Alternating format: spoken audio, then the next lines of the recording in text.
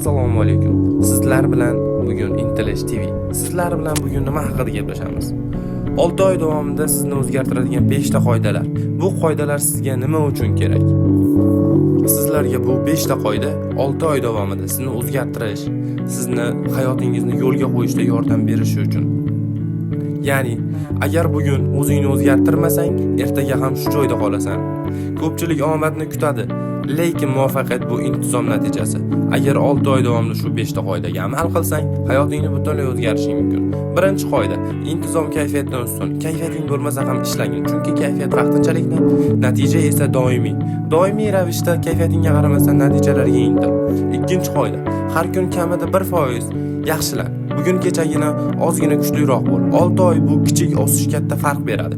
Ya'ni, sen uxlashingdan oldin issiq suvni qo'yib qo'ysang, u ozgina bo'lsa-da soviydi va ertalab turib chanqagan vaqtingda sen suvdan bahramand bo'lasan.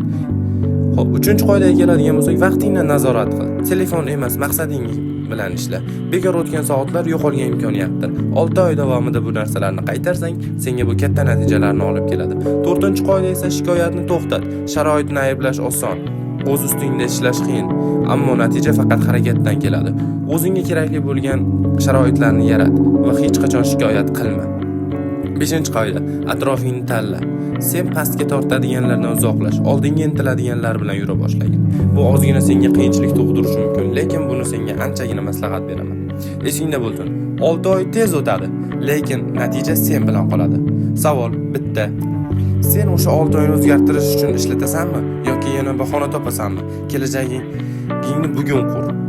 Sizlar bilan Intelish TV bo'ldi. Sizlar bilan yana ko'rishamiz. Videolarimga like bosing va podpiska bosing. Sizlardan buni kutib qolaman.